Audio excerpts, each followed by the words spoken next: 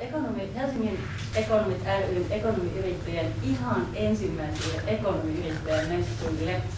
Ideaali ajatus siinä on se, että ekonomiyrittäjät ensinnäkin tukevat toinen toisiaan, me voidaan ostaa toisiltamme palveluja, ja muut ekonomit voivat tietenkin kääntyä mielellään nimenomaan meidän puolemme, kun hakevat palveluja. Tämä on se kantava ajatus siellä, että ekonomikään löytäisivät toisensa. Pienyrityskeskus on kauppakorkeakoulun erillisyksikkö.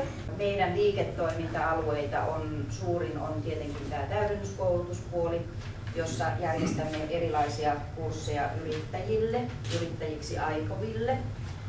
Menestyvän yrityksen ja menestyvän yrittäjän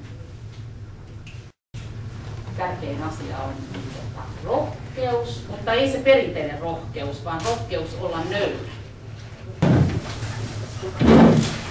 Kuinka monella tässä salissa on joskus elämässään ollut kiire? Kiire.